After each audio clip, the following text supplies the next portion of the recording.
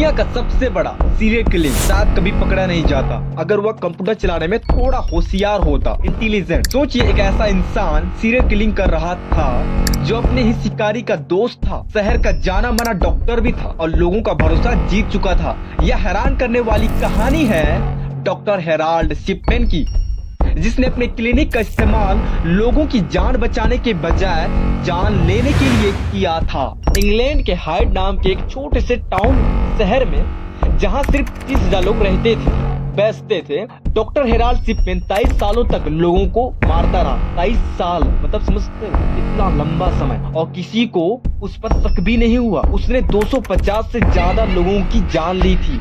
ये बहुत बड़ी संख्या है, लेकिन फिर भी कोई उसे नहीं पकड़ पाया और शायद कभी पकड़ा भी नहीं जाता। बोले तो मरते दम तक उसे पकड़ा भी नहीं जाता। अगर उसने एक छोटी सी गलती नहीं की होती तो लोग उसे इतना क्यों नहीं समझ पाए? उसने लोगों को मारने की क्या वजह थी और वह इतने सालों तक कैसे बचा रहा? पुलिस को कौन सा ऐसा सुराग मिला जिसने सालों से चल रही हत्याओं को एक ही पल में बेनकाब कर दिया? इस वीडियो में आपका स्वागत है, जहाँ हम आपको इस रहस्यमय कहानी के बारे में बताएंगे। डॉक्टर हेराल्ड शिपमैन इंग्लैंड के मैनचेस्टर के पास हाइड नाम छोटे से शहर में अपना क्लिनिक चलाता था, जहां की कुल आबादी लगभग 30,000 की थी। इनमें से 3,000 लोग उसके मरीज थे, पेशेंट थे, जिनको बीमार थी, है कि नहीं? वह ज्यादातर ऐसे बुजुर्ग और अकेले रहने वाले लोगों को निशाना बनाता था, शिकारी बनाता था, जिनकी मौत पर किसी को शक भी ना हो। डॉक्टर शिपमैन उनके घर जाकर उनसे बात करते थे, उनके दिल की बात सुनते थे और उन्हें महसूस दिलाते थे कि भले ही वे अकेले हैं, लेकिन वह हमेशा उनकी बात सुनने के लिए मौजूद है। उनका जो है दिल की बातें दिल तक घूमने तक, जो भी आई डोंट नो। कुछ मरीज डॉक्टर शिपमैन पर इतना भरोसा करते थे कि उन्होंने अपने घर की चाबियां भी दे रखी थी। सोचो, जाना, मेरे घर में रहना, सोना, उठना, बैठना, नहाना, सब कुछ करना, तुम्हारे हाथ में ये चाबियां ले पकड़ो, ऐसे मतलब ऐसा दे देते थे। इस वजह से वह हाइड में बहुत मशहूर, बोले तो प्रसिद्ध था, फेमस। लोग सोचते थे कि डॉक्टर शिपमैन सिर्फ बातों के जरिए बुजुर्गों का इलाज करता है, लेकिन इसी बहाने वह उनके बारे में बहुत सी जानकारियां, डिटेल्स इकट्ठा कर लेता था। उसे पता चलता था कि कौन किस वक्त अकेला होता है, किसके पास कितनी दौलत और जायदाद और संपत्ति है, घर में कौन कौन आता जाता है और रिश्तेदार कहाँ रहते हैं, किस किस कोने में, है कि नहीं? इस सब की जानकारी का इस्तेमाल वो अपनी योजना में करता था, प्लान में। जब डॉक्टर शिपमैन को यह भरोसा हो जाता कि उसने मरीज के बारे में सारी जानकारी हासिल कर ली है, तो वह उन्हें दवा का अधिक मात्रा, बोले तो ओवरडोज देकर मार देता था। क्योंकि वो पेशेंट पहले ही 80 साल से ज्यादा के होते, तो उनकी मौत पर किसी को शक भी नहीं होता था। बोले तो बोलते थे वो बुढ़ा हो गया है, उसका उम्र हो गया है, तो जाहिर सी बात है मरेगा, अभी नहीं मरेगा तो कब मरेगा, ऐसा बोल के कोई शक भी नहीं करता था। लेकिन कई सालों तक यह सिलसिला चलता रहा। पकड़ा जाना तो दूर की बात, उन पर किसी को शक भी नहीं हुआ, सिर्फ तब तक जब तक खुद गलती करना बैठा। जाहिर सी बात है, इंसान है, गलती नहीं करेगा तो क्या करेगा? हम इतनी गलती करते हैं, एक नई गलती तो करेगा, वजह से वो पकड़ा गया, है कि नहीं? डॉक्टर शिपमैन ने अपने करियर की शुरुआत हाइड से 70 किलोमीटर दूर पॉन्टीफ्रेक्ट नामी टाउन से की थी, जहां वह एक अस्पताल पर जॉब करता था, नौकरी। 1974 में वह पॉन्टीफ्रेक्ट छोड़कर टोड मॉडर्न चला गया, जहां अब्राहम और एमेरोड मेडिकल सेंटर में जनरल प्रैक्टिशनर की नौकरी करने लगा। नौकरी के दौरान वह कुछ मरीजों को मिथुन नाम की दवा की ज्यादा खुराक देते हुए पकड़ा गया। यह असल में एक पेन किलर थी, लेकिन बहुत नशे वाली और आदत डालने वाली दवा थी। डॉक्टर शिपमैन खुद भी इस दवा के आदी हो गए थे, आदत लग गई थी उसे, और जानबूझकर अपने मरीजों को इसे लिखते थे, देते थे, भले ही उन्हें इसकी जरूरत ना हो। मरीज इसे लेने के बाद अच्छा महसूस करते थे, लेकिन उन्हें नहीं पता था कि वे धीरे धीरे नशे के आदत में लगते चले जा रहे हैं। यही कारण था कि शिपमैन के मरीज, पेशेंट, चाहे या न चाहे, उसकी तरफ आकर्षित होते थे, अट्रैक्ट होते थे। जब वह ज्यादा दवा देने के मामले में पकड़ा गया, तो अस्पताल प्रशासन ने उसे निकाल दिया और उसका मेडिकल लाइसेंस रद्द होने तक का नौबत आ गया। लेकिन शिपमैन ने 600 पाउंड का जुर्माना भरकर खुद को पुनर्वास केंद्र में भर्ती करवा लिया, जिससे उसका लाइसेंस रद्द होने से बच गया। केंद्र में कुछ समय बिताने के बाद जब लोग उसे भूल गए, उन बातों को, है ना,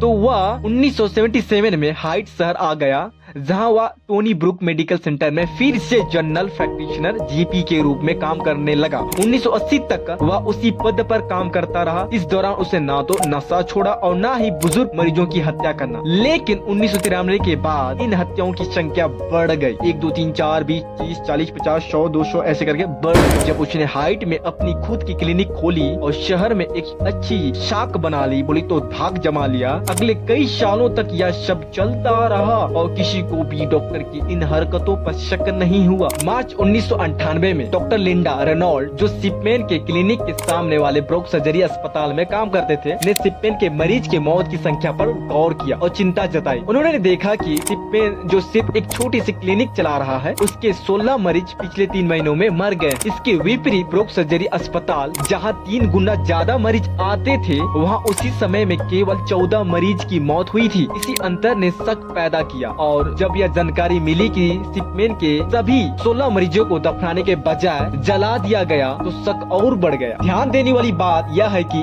ज्यादातर ईसाई क्रिश्चियन लोग मरने के बाद अपने प्रियजनों को दफनाते हैं। केवल कुछ लोग ही हैं जलाने का फैसला करते हैं। डॉक्टर लिंडा ने अपने शक को एक रिपोर्ट के रूप में मैनचेस्टर के कोरोनर को भेजा। इस रिपोर्ट में सभी जानकारी दी गई थी, जिसमें बताया गया था कि डॉक्टर सिपमेन के 16 मरीजों में से ज्यादातर बुजुर्ग महिलाएं थी, जो अपने घर में ही मृत पाई गयी, और यह महज इत्तेफाक नहीं हो सकता। इन मरीजों की मौत के वक्त डॉक्टर सिपमेन अक्सर उनके घर पर अकेले मौजूद होते थे। डॉक्टर लिंडा का कहना था कि घर पर होने वाली मौतें आमतौर पर बिस्तर पर होती हैं, लेकिन डॉक्टर सिपमेन के मरीज अजीब तरीके से कुर्सी पर बैठे बैठे अच्छे कपड़े पहने हुए मरे हुए पाए गए। हर बार जब कोई मरीज मरा तो या तो सिपमेन उस वक्त उनके घर पर था, या फिर वह सबसे पहले वहां पहुंचा और मरीज को मृत हालत में पाया। यह सब कुछ सामान्य नहीं है, नॉर्मल नहीं है। इस रिपोर्ट के आधार पर एक जांच शुरू की गई, लेकिन पुलिस को डॉक्टर सिपमेन के खिलाफ कोई ठोस सबूत नहीं मिला और 1 महीने के बाद जांच बंद कर दी गई, क्लोज। जब डॉक्टर हेराल्ड सिपमेन अपने मरीज के पास जाते और उनकी मौत हो जाती थी, तो वह खुद ही डेथ सर्टिफिकेट का फॉर्म 20 साइन कर देते थे। फॉर्म 20 दस्तावेज वह होता है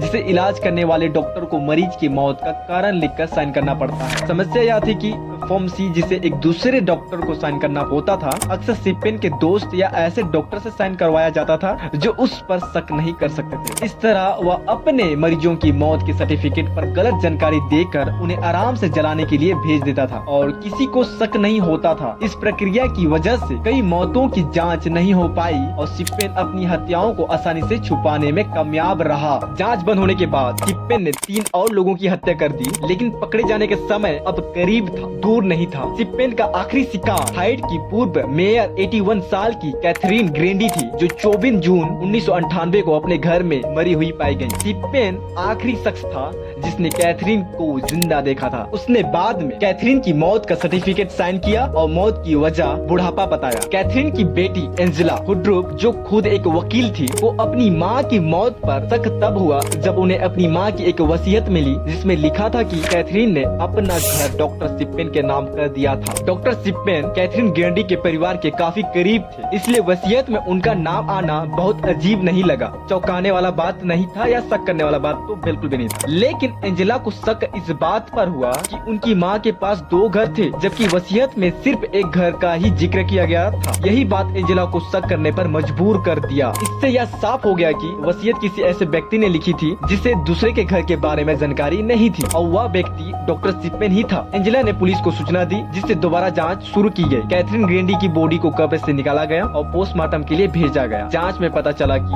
उनकी बॉडी में डायामार्फिन, जो कि हेरोइन जैसा नशा होता है, की अत्यधिक मात्रा पाई गई। जब पुलिस ने सिपमेन से पूछा तो उसने दावा किया कि कैथरीन हेरोइन की आदत था उसे, और उसने यह बात उनके इलाज से पहले अपने कंप्यूटर में दर्ज की थी। डॉक्टर सिपमेन ने हाल ही में कंप्यूटर पर मेडिकल जर्नल में जानकारी दर्ज करना शुरू किया था, लेकिन उसे यह नहीं पता था कि कंप्यूटर में आखिरी बदलाव की तारीख ऑटोमेटिकली सेव हो जाती है। उसने गलत तारीख डाल दी थी, जिससे पुलिस को शक और पुख्ता हो गया। जब पुलिस ने डॉक्टर सिपमेन के कंप्यूटर एंट्रीज की जांच की तो पता चला कि उसने कैथरीन ग्रिंडी की मौत के बाद उन एंट्रीज को जोड़ा था। यह अकेला सबूत उसे गिरफ्तार करने के लिए काफी नहीं था, लेकिन पुलिस को वह टाइपराइट भी मिला जिसका इस्तेमाल करके झूठी वसीयत लिखी गई थी। इस बात का पता ऐसे चला कि सिप्पेन के टाइपराइट में कुछ अक्षर खराब थे, गलत थे, और वही गलत अक्षर वसीयत में भी थी। 7 सितंबर 1998 को पुलिस ने हाइड के मशहूर डॉक्टर हेराल्ड सिप्पेन को गिरफ्तार कर लिया। जब यह सच सामने आया तो कई और लोग भी सामने आए जिनके परिजनों को डॉक्टर सिप्पेन ने पहले मारा था। उन्हें पहले से शक था,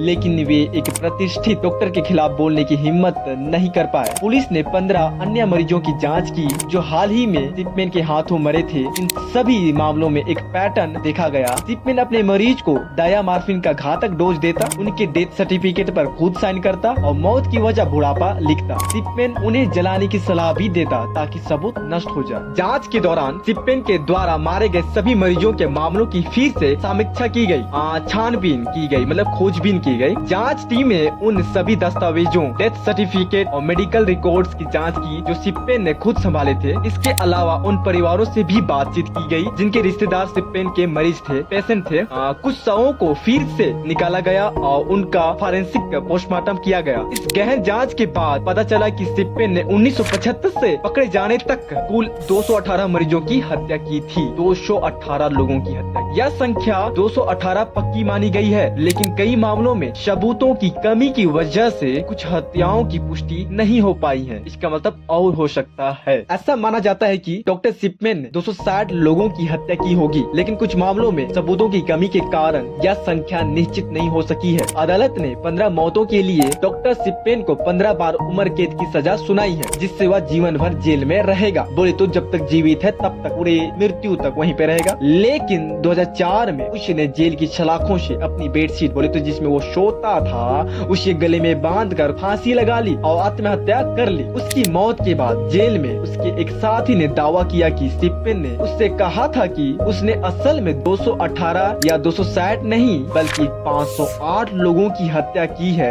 हालांकि इस दावे की पुष्टि कभी नहीं हो पाई और सिप्पेन के इतने ज्यादा कत्ल करने का असली कारण किसी को स्पष्ट नहीं हुआ। कई लोग डॉक्टर सिप्पेन के इस व्यवहार को एक मानसिक बीमारी या मनोरोग से जोड़ते हैं, साइको। कुछ लोग इसे केवल एक पैसे कमाने का तरीका मानते हैं, क्योंकि सिप्पेन ने अपने मरीजों की संपत्ति से भी लाभ उठाने का कोशिश किया था। वहीं कुछ विशेषज्ञों का मानना है कि उसकी मां की मौत का उस पर गहरा असर पड़ा था। उसकी मां कैंसर की मरीज थी और उन्हें दर्द से राहत देने के लिए मार्फिन दिया जाता था। यह माना जाता था कि शायद सिप्पेन अपने मरीजों को इसी तरह मार्फिन देकर मरते हुए देखना चाहता था, जैसे उसने अपनी मां को देखा होगा। हालांकि डॉक्टर सिप्पेन के इतने बड़े पैमाने पर लोगों की हत्या करने का सही कारण आज भी एक रहस्यमय बना हुआ है। तो आई होप आपको ये वीडियो पसंद आई हो। इससे आगे और कुछ बातें नहीं है, तो यहीं पे बातें खत्म होती है। अगर आपको ये वीडियो पसंद आया हो तो लाइक करें, सब्सक्राइब करें और बने रहें मेरे चैनल में। और हाँ, नेक्स्ट वीडियो आने का इंतजार करें।